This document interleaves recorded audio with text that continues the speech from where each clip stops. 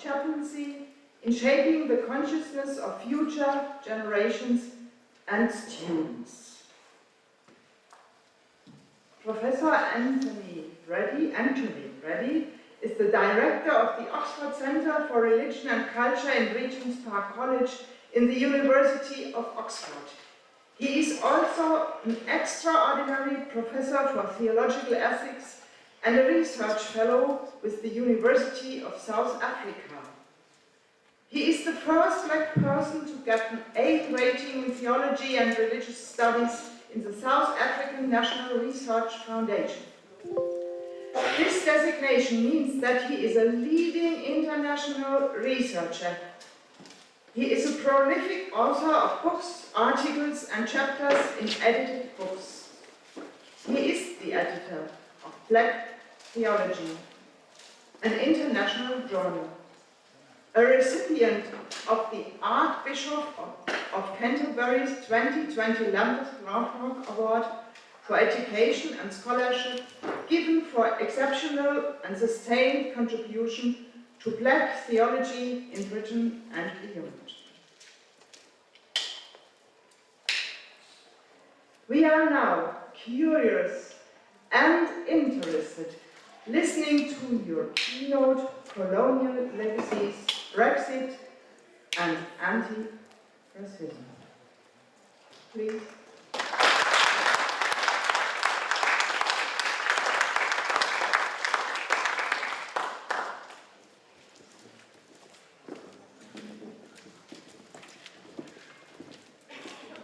It's probably worth me making a couple of very quick disclaimers first.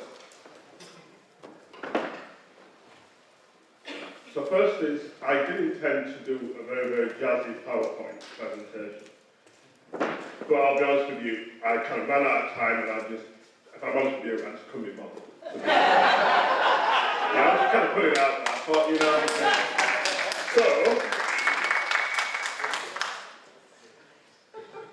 so because I come from a storytelling tradition, an oral tradition, what I propose to do is to give you 3 relatively short stories on which I will reflect on them and pack them both in socio-political, historical terms and also in theological terms.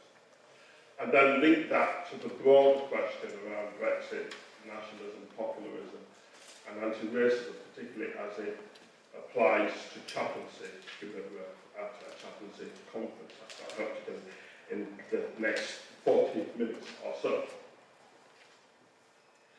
First thing I need to say is that I stand here as a descendant of enslaved Africans. That my name, surname, Reddie, R-E-D-D-I-E, is not an African name. It actually comes from Persia, it comes from Scotland. And that says that at some point around the early part of the 18th century, someone from Scotland, probably deported by the English, but colonialism is shot right through my talk in various manifestations.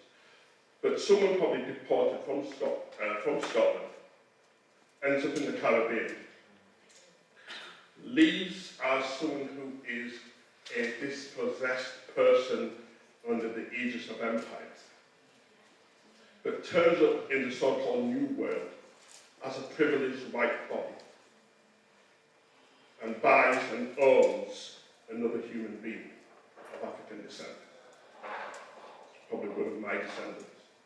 And so Reddie, R-E-D-D-I-E, doesn't come from Africa, it comes from Scotland.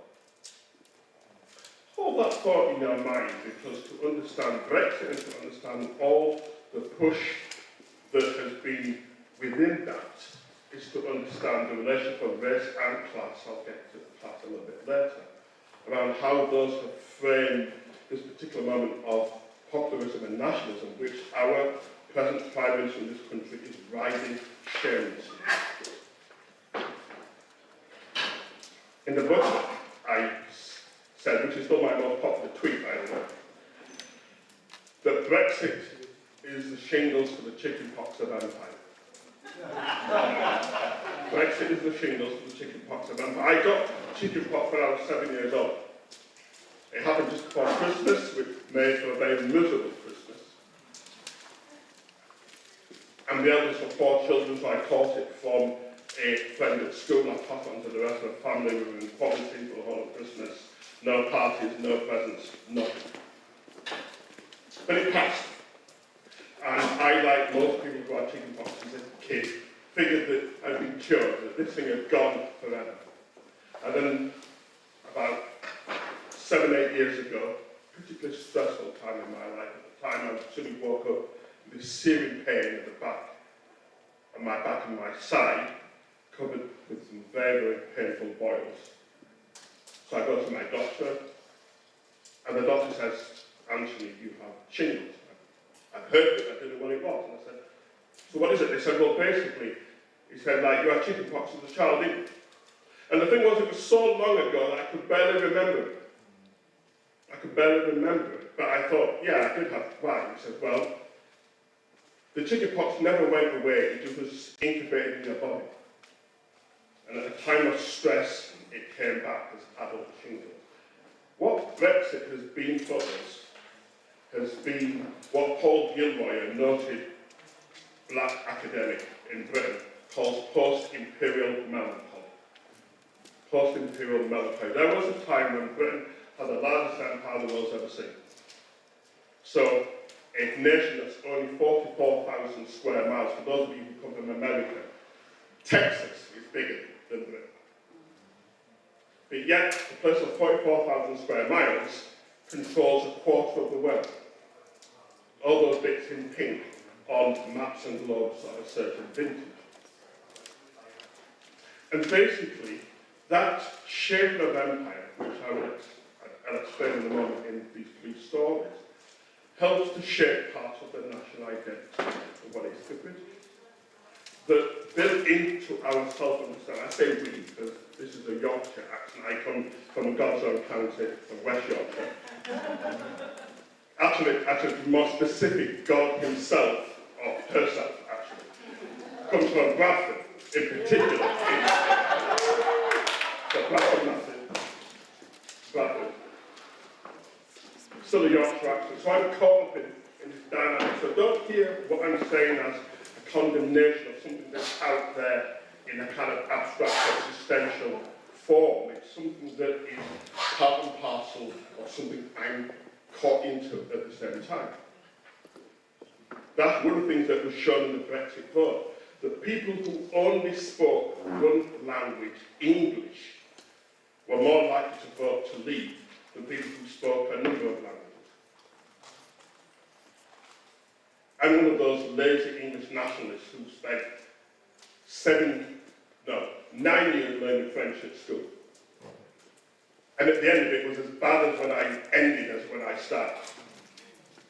Because deep down in my mind was a kind of hubris that says, well, everyone should learn to speak English anyway.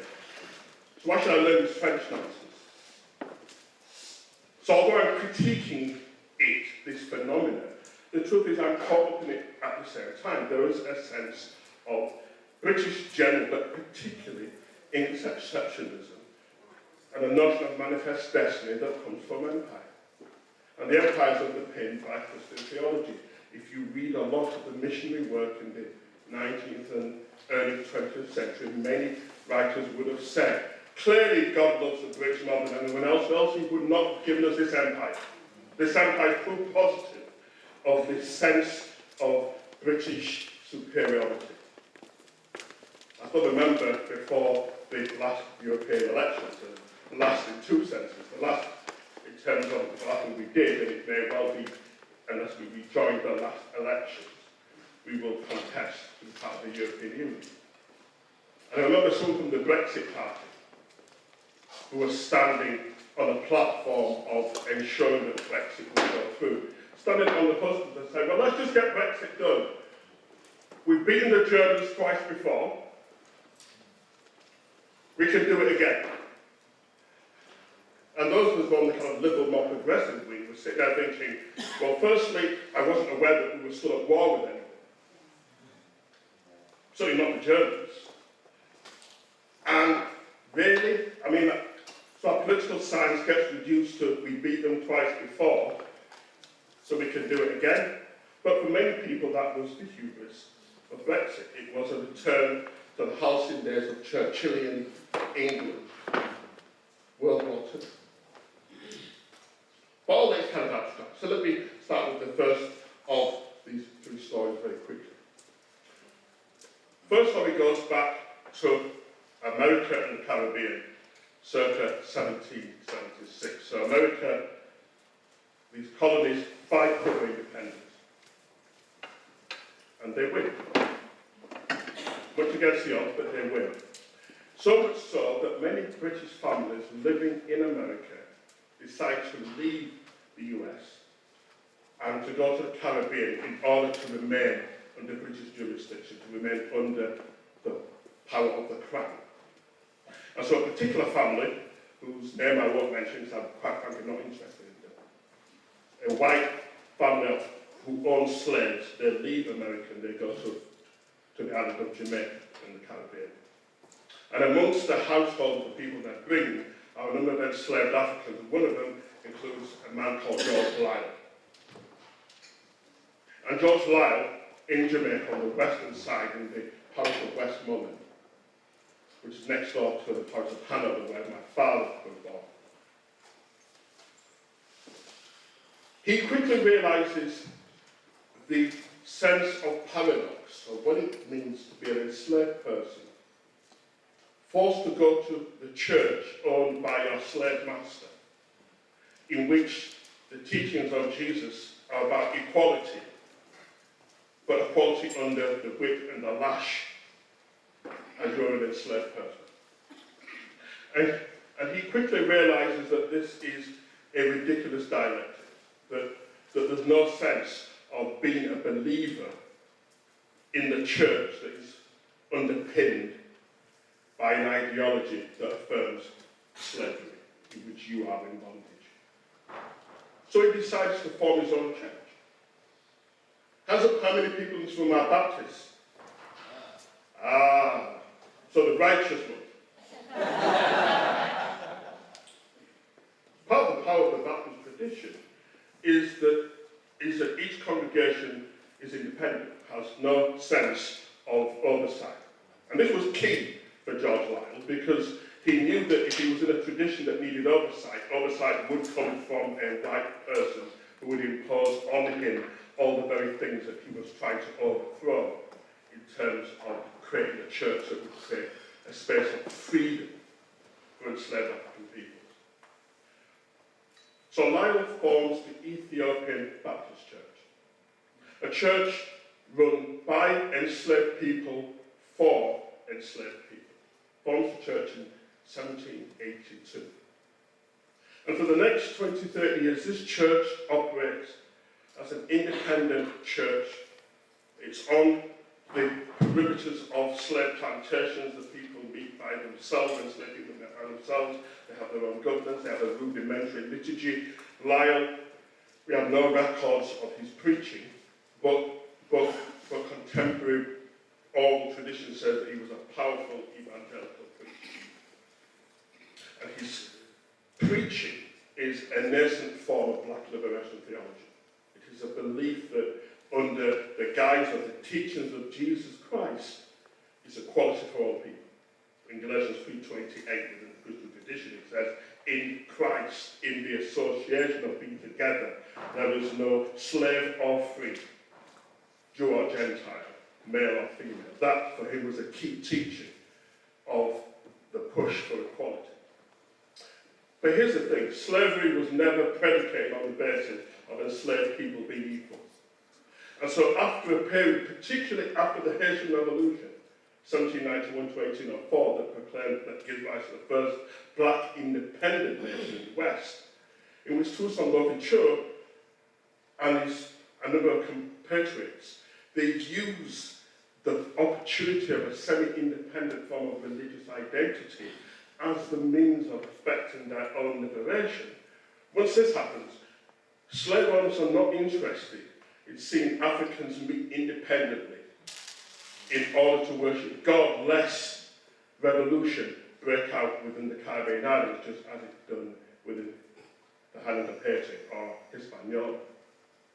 And so the planters, the white plantocracy. They sent to Britain, they say, send out a white missionary who will come and organise these enslaved Negroes into a proper church. And by proper church, what it means is a church that will depoliticize them and make them more accepting of the state they're in, which is enslavement.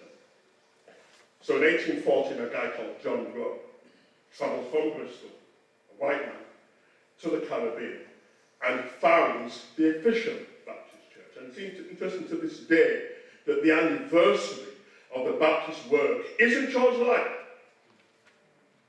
it's John Rowe in 1814.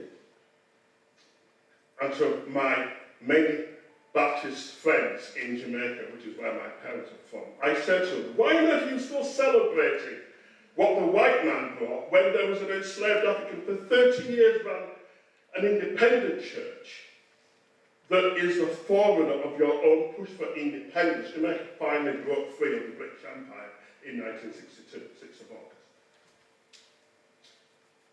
Now, a lot of times when I teach this, people then get to the semantics about whether John Rowe was a good person and what kind of work. I'm not interested in whether he was good or not so good. Maybe he did some good things, who knows? Quite frankly, I don't care. What is interesting is how built within this narrative is the assumption of colonialism. It's the assumption that white people have the right to go to different people's nations, particularly the British. Clearly, all the major nations in Europe had their empires. So Germany had many of its empires in countries in Africa, so did Spain, so did Portugal, so did France, so did the Netherlands. But I'm particularly interested in the British one because it was the biggest empire. And it's a presumption of being able to occupy people's land and to control the empire. So there's no evidence that George Lyle was doing anything particularly seditious in this church, the Ethiopian Baptist Church. It was simply the idea that enslaved people meeting by themselves without the corrective of white control, of white supremacy, was deeply problematic. And so they sent out for a white man to come and to control, effectively to close down the Ethiopian Baptist Church. It disappears into history. And what we now have is that the modern Baptist work is not a descendant of Lyle, it's a descendant of John Rowe. First story. Second story takes us into the late 1960s. And a family who are the descendants of Rowe, of George Lyle, and people who were formerly enslaved Africans but now are part of the empire, part of the Commonwealth. It's very interesting how in Britain we have been celebrating, well, at least some of us have, the Queen's Platinum Jubilee. I say some of us have because I'm a Republican, so I lay down in the dark room, switched off the television, and just waited for all of it to pass over so I can wake up, a bit like Rumpelstiltskin. I can wake up several days later and pretend it never happened. But it was interesting how all the way through we were often told, this is not a great celebration of the Hen Majesty, it's the Commonwealth. All of us are in this together, representatives from all over the Commonwealth. And it seems like every now and again that they kept slipping and call it Empire. But Empire and Commonwealth are the same things, pretty much. It's just that Commonwealth is the more egalitarian version of it. All of us are equal, supposedly. But as James Cone, my great hero of that version of theology, he says, partnership does not imply equality. The horse and the rider are in partnership, but they're not equal. And it's very interesting that this egalitarian Commonwealth is the same one where the Queen decides that her son will be her successor. And so Charles will be the head of Commonwealth when she dies. Yeah, that's some equality, is that? Don't imagine that people in Lagos or people in Kingston got a say in that one, but we're all equal, though, you understand. So those descendants turn up in Britain as part of the Windrush generation. So the Windrush generation are people who come as migrants from the Caribbean, and some from Africa, and then a little bit later from the Indian subcontinent. Invited by the British under the rubric of the 1948 Commonwealth Immigrants Act that gave the right to everyone in the empire to come back to the motherland in order to work. Now, the truth is, when we've seen the documents that were passed at the time by the Labour government, the truth is what they really wanted were white people from the old white settler colonies to come back. So they wanted people from New Zealand and Australia and Canada and Southern Africa to come back, the ones who had probably been deported in previous years or had left to make a new life. But those people didn't want to come back. For the most part, they had a better standard of living. So they stayed in these new countries. So the people who came were the ones who were not expected to come, like my parents. Came from Jamaica, from the Caribbean, it starts, it's called the Windrush generation, because on the 22nd of June, the first tranche of this group, 492 people, travelled on a former troop ship called the Windrush, and they land at Tilbury Docks in Southampton, and from that 492 grows a community now that's about 1.2 million. My parents come in 1957.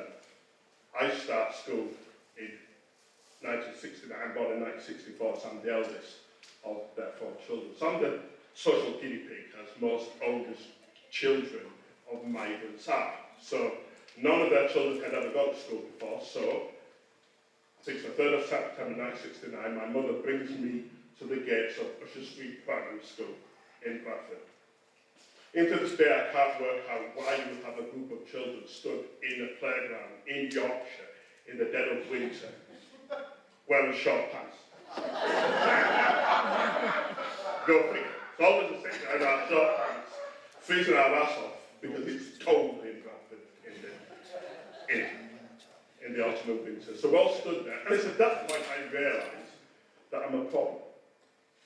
And I know that because the head teacher and the teacher of the reception class, the one that takes all the new children in, are talking about it. Why do I know this? So I'm stood in a line of about 15 children. I'm the only coloured boy, as they would have called it in those days.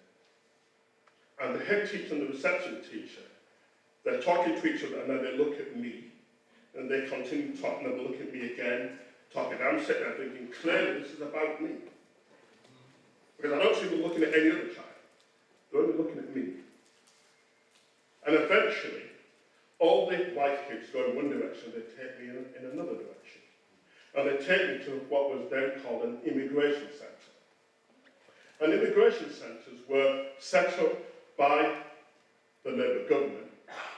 This is show that left and right are both almost as bad as each other. I mean, I'm still a socialist, I'm named after Tony Benn, for those who know politics. So I would always give the Labour Party a bit more slack, even though the truth is that they're both as racist as each other. Well, no, Tories are far worse. Tories are far worse than Labour. Sorry, I know what I'm talking about. I'm talking nonsense. Anyway.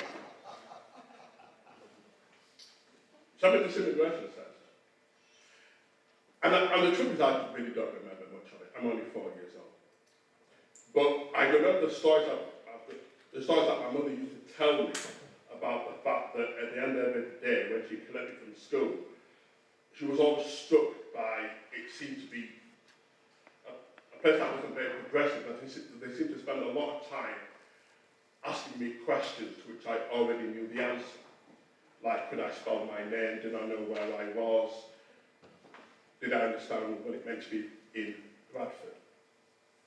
It's interesting how racialised bodies, that when you're the other, completely seems to cut off any sense of logical thinking about how we see the other. And I say that because their presumption was that I could just literally come from some place of South East Africa full of jungles, and they need to socialise them to be properly British. But I'm sitting there as a little black kid with a thick Yorkshire accent.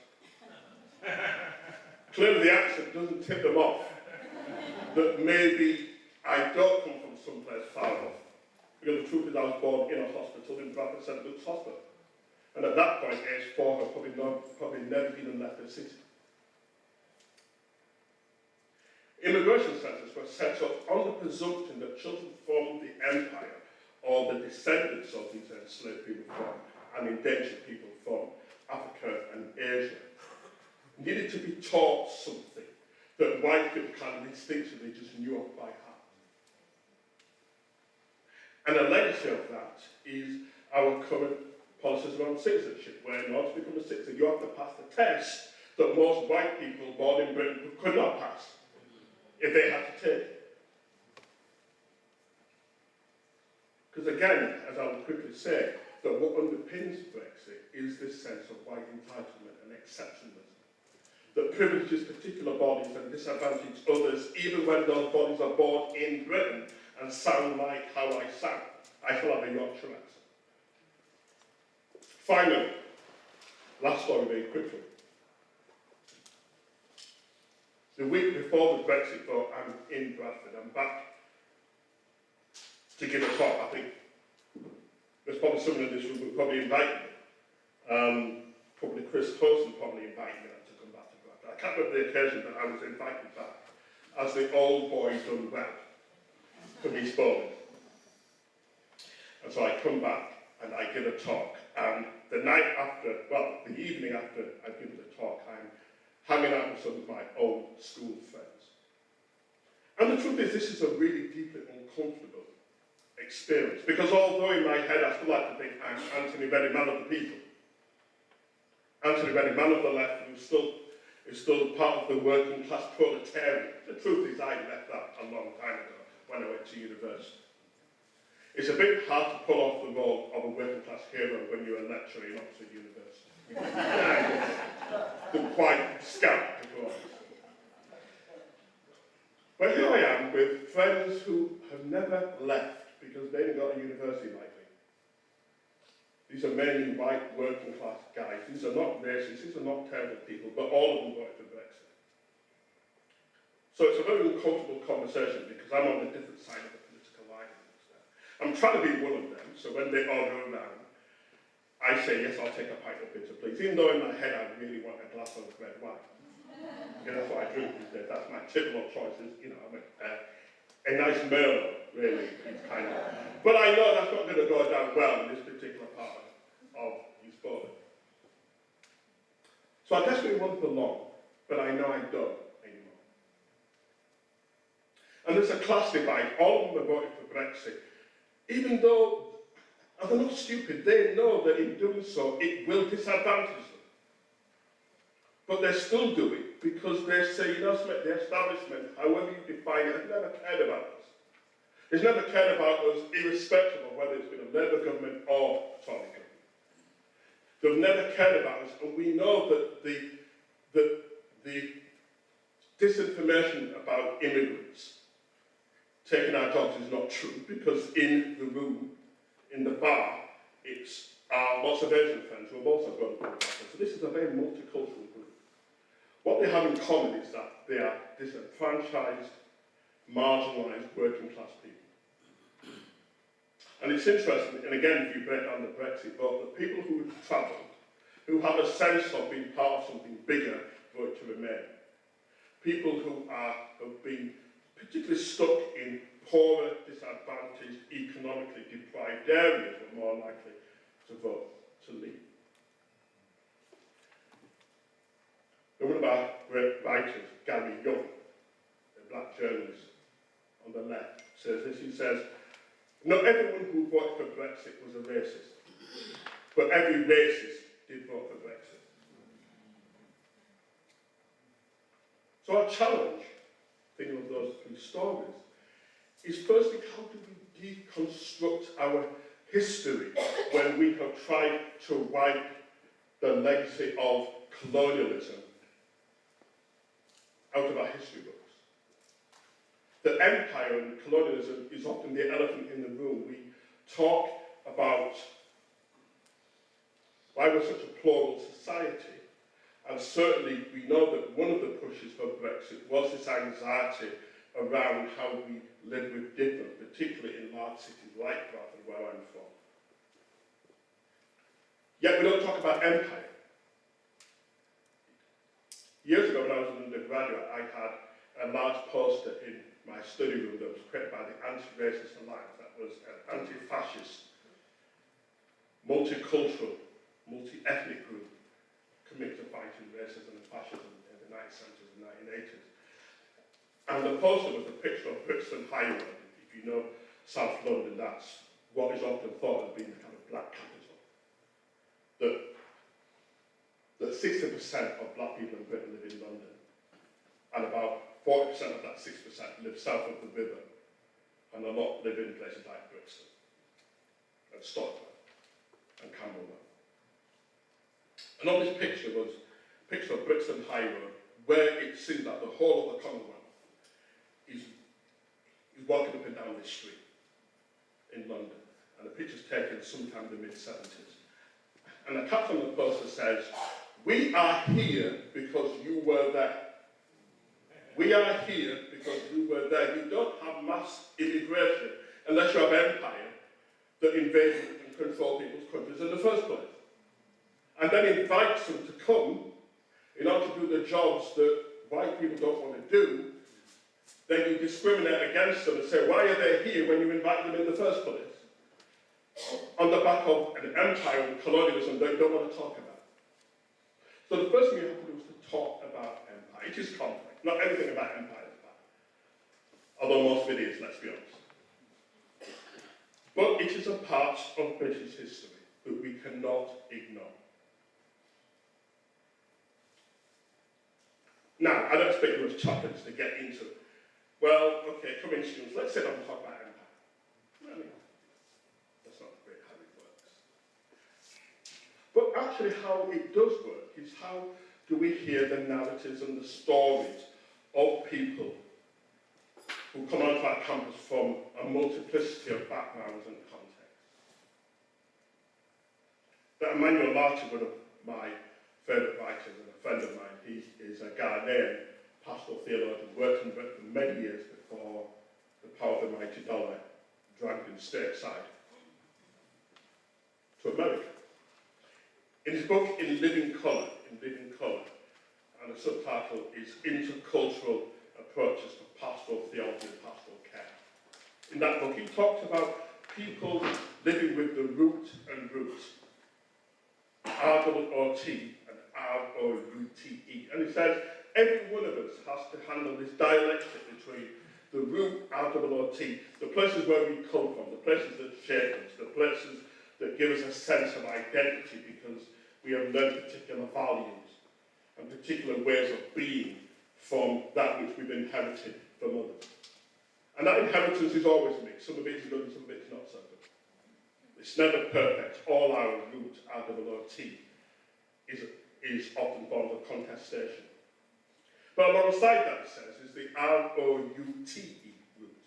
Also, I know North American is root and round, but okay, let's stick with English. That's North American English. Not against American English, but as we're in Sheffield. Okay, let's do Yorkshire English. So root and root.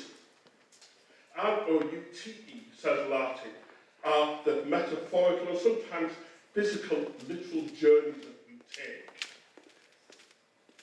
where we pick up new things that challenge the R-O-O-T. And in many respects, university becomes one of those perfect kind of microcosms for playing out the root and roots. I still remember my first term at Birmingham University. And the thing I remember coming in 1984 to read for a degree in church history was suddenly how Yorkshire I became because I was no longer living there. Here's the thing. So I've got to be in Spalding. I can confidently say there's not one day I woke up and beat my chest and I thought, I'm Yorkshire. Because I never said that, because I came from Spalding. I come from a particular part of one particular city in a particular county. It was only when I was kind of in exile in the West Midlands, living in Birmingham, amongst people who suddenly did not sound like me, that I suddenly became aware of a Yorkshire identity. So I remember meeting a guy in the flat opposite who came from Leeds. Now, if you know anything about Bradford and Leeds, we are mortal enemies. You know, really never liked Leeds, never growing up liking Leeds. Leeds people were just the scum of the earth. Suddenly now, in Birmingham, like we're best friends, like we're both super Yorkshire folk, because like we're both now in exile. And suddenly I'm aware of all the things I took for granted when I was living at home, are now things I'm beginning to reflect on, some of it good, some of it not so good, as I'm meeting people who come from different parts of the world. Also at that point, different parts of the country, but one of the most influential people, the reason why I actually linked with South Africa, was meeting an anti-apartheid activist who was living in Birmingham at the time in exile on a scholarship, funded by the Trade Union Council, the TUC. And actually was talking to him and hearing his activism in South Africa that alerted me to the existence of black liberation theology. So at their best, what universities are this kind of experiment where students are trying to test out and trying to define the limits of their sense of being and identity, often, sometimes, away from home the very first time. And chaplaincy, I think, is an important space because it's not transactional. That every other aspect of that, particularly the courses they do, so even more so now that they have to pay an exorbitant amount of money to do it. In my day, you got it for nothing. I was part of that sport generation. I went to university, it didn't cost me on that time a penny. But now, of course, with loans, there's a sense in which that you're doing a course that you think will be useful, you're doing it as a customer, and there's all kind of pressures both on the people doing the teaching and the students taking it in order to show that it is useful. That the days of learning for its own sake, which I think is a hugely important part of the important democratic tradition of the West, is now being eroded by a kind of lazy neoliberal utilitarianism that says, well, actually, that the only important learning is that which is going to skill you for a job, as if somehow our whole persona is determined by our economic usefulness. That's an awful and dangerous type of materialism that hopefully religion at its best, without being utopian, can critique. Because all of us are more than just economic units.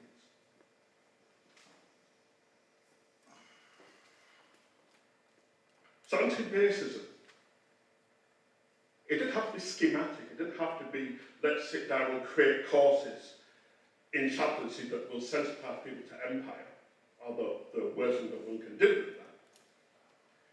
It's often about how do we help people to see in the other that great rule of what you would like people to treat you as yourself. In the Christian tradition, we talk about loving God and loving your neighbour as yourself. But I think in all our traditions, there is something about the dignity of the other. It's the value of the other. That what nationalism does at its worst, it creates a bounded sense of exclusion and says it's us versus them. It's my group against that group, it's this gang against that gang. And what we realise, if we're honest about the root and the root, is that often we overlap. That there are not fixed boundaries between us and someone else. There are always fluid borders, because cultures are not static. That if I did an exercise, which on another occasion if we had more time, I would do, which is just to get us to think about how we're similar to some other people, and in what ways we're unique, and in what ways are we more alike than unalike. Those things are fluid. At any given time, depending upon the criteria set, I would have things in common with everyone in this room. That race is a construct and it's a false consciousness. There's only one race, and that's the human race. And so the fundamentals, therefore, of anti-racism, as I wind up, looking at the clock, is about how do we enable students to be humanized in order, yes, to affirm traditions that are important. All of us belong to some gang. All of us belong to something that helps to orientate who we are. So I'm not saying that we need to disregard that. Part of the power of the Brexit logic was a way in which it gave people a sense of rootedness in terms of the places where they came from. And part of the difficulty of the Remain group to counter it was a kind of hazy cosmopolitanism that at one level is powerful, all of us do belong to big groups. But the truth is no one ever identifies with an amorphous group out there that in fictional terms you think you're part of. All of us will find our rootedness in a kind of localism amongst people with whom we share some sense of identity and something of a social worldview. So my gang is broadly a left-of-centre, Guardian reading, red wine drinking, kind of progressive, kind of liberal. You know? And we are tolerant in our intolerance of people who are not like us. I'm a firm believer if people just bought my books a little bit more, the world's utopian situation would come into being. Because clearly I've got a hot line to God, and my words are genius. So by the way, like there are a couple of my books in the bookshop, I encourage you to buy them, and I will sign them afterwards for a small fee.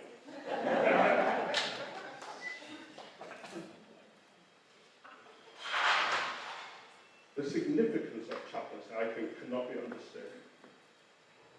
It's a space where values can be discussed, not in a transactional way because there are grades attached to it. It's because it's a space where you get to experiment on who you are, guided by people who are committed to you and committed to the very best of what it means to be human. Every one of you who becomes a chaplain hopefully becomes a chaplain because you love people. And you love people more so than perhaps like you love grades or you love schemes or you love other systems. As an academic, I know that as much as I try to relate students, it still ends up being, but this is the assignment I've set and you need to do it and I have to mark it. I can't be your best friend. And so sometimes when they come to me and say, we've got this existential, I say, I know, but you probably need to take that to your chaplain. He or she's a much better person who can deal with this than I can. So I applaud every one of you. But I don't want to minimize the significance of your work at a time when nationalism and popularism is on the rise. The likes of Bolsonaro, or the likes of Trump, or the likes of Johnson, or of Modi in India, or the guy in Hungary whose name was just escaping, but that's not even mentioned his name. That's the one. Some have to bring him up, but yeah, him. These are people who are trying to bring out the worst in humanity, which is to appeal to our fear and to appeal to a sense of that in the end that you can only trust your own. And it's those people out there, it's the other who are always the problem that we have to be scared of. In the Christian tradition, we say perfect love drives out fear. And so the role of chaplaincy is to promote not a lazy kind of pluralism. Yes, it's important that we have different values, and it's important that we affirm that.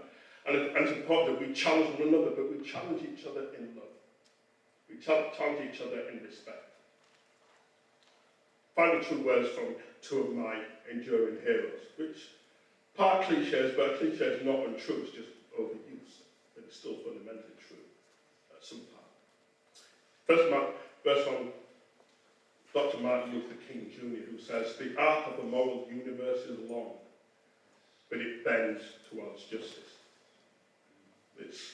There are times when it looks like the forces of evil are winning, but hopefully within the eschatological understanding of Christianity, but I think within all our religions, is the belief that God is on the side of those who are marginalized and oppressed, and the arc of the universe is bending towards a better future than our past.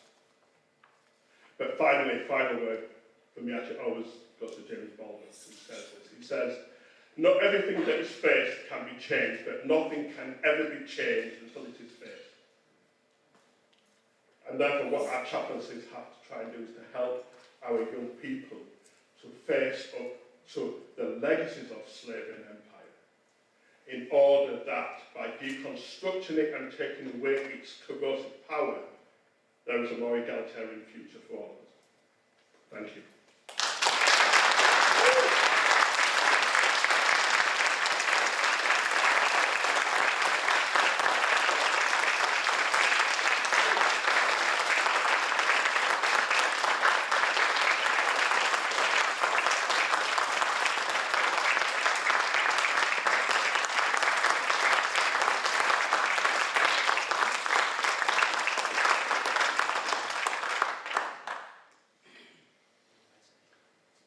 Thank you so much. You heard it. It touched me by heart. Thank you for your ideas, inspiring us, for your thoughts you shared with us, and for the spirit you gave us, and see our work in your lecture. Thank you for this. Are there any questions? I will have a look at the time. We have 5 minutes, I think. If there is a comment or reflection, I see hand up. I'll take the microphone for you. Where's that hand? Behind. Who did you wave at first? The young woman. The young. This is on. Yeah. I love religious spaces. I'm not young anywhere else.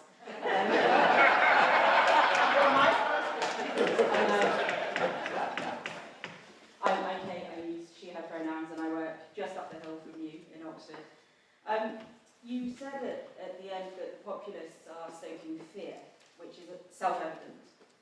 One of the fears I see has manifested across the political spectrum and has come out of fear of dialogue. And in our universities, particularly in the UK, we're being challenged over what is academic freedom, what is freedom of speech, what is dialogue, and what is hate. Yeah. And I wondered if you could, in any sense, give us a sense of where a path might be to help students who are so afraid of racism, of homophobia, queerphobia, that they actually lose the ability to love the neighbour when that manifests in their neighbour. Yeah. Thank you. Yeah, well, obviously people do PhDs on this stuff, so so very quickly, just to say two very, very, well, hopefully obvious things, but just because it's obvious doesn't mean it's easy. I think firstly, the best dialogue always happens in relationship. If you have relationships with people, then it gives you a sense of latitude to be able to test things out. If you get it wrong, you apologise. And if there's a relationship, the person who has been hurt receives that. And because they have a sense of who you are, then they accept it and you move on. Part of our problem is that like we're trying to affect dialogue without any sense of reciprocity on relationships in the first place. And that's very difficult to do. And so again, I think the power of chaplaincy often is bringing people together into a space. It's bringing people together into a space. I'm not saying it's a neutral space. No spaces have a neutral. But it can be safe space. And so I think it's the first about relationship. Second, I think fundamentally that most of us know that not all dialogue is necessarily constructed to be efficacious or to be built on a sense of well-being. And so again, so a simple rule I have to say to people is, they say, well, you know, I mean, I don't know what to say. And I say, okay, here's the test. Is it kind? Are you genuinely seeking elucidation? Are you genuinely trying to say, I don't understand this, I want to understand it better? And are you genuinely prepared to listen to the other? Now, if it passes those three things, and by and large, that seems to me that's good dialogue. But oftentimes, what we know happens is that someone says, well, I want to talk to you, I want to be in dialogue, simply so that I can reinforce my sense that I'm right and you're wrong. So in that case, why don't I want to get into that dialogue with you? I mean, obviously, it's much more complicated than that, but I think it's about relationship, but also it's about what we're trying to do. Are we trying to open up, to understand, to get clarity? It doesn't mean we have to agree. But again, that's what Martin Luther King Jr. says, as human beings, we have to find a way of disagreeing without being disagreeable.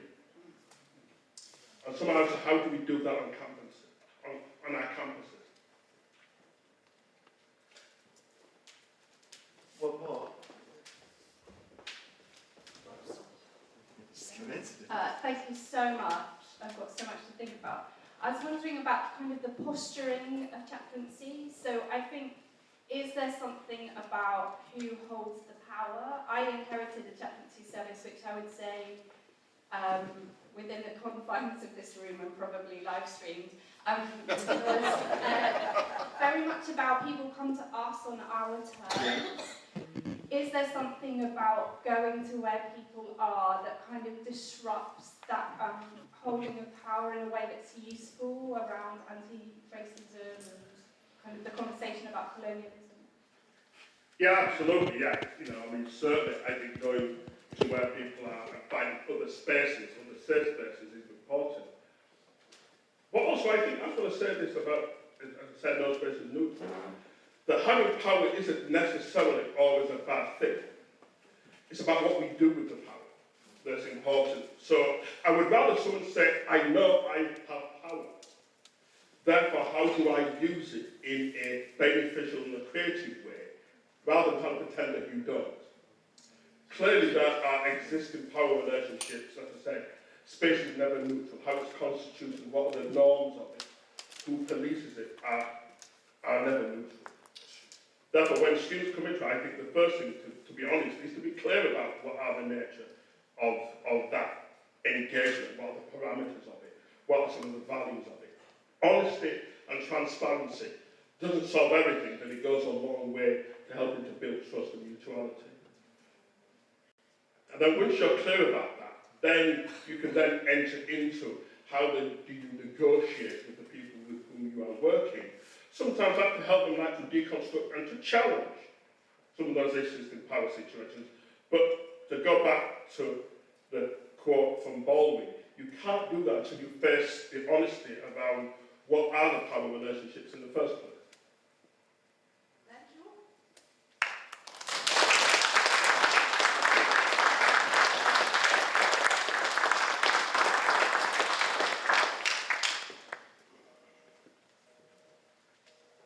Thank you again. We know what we have to do.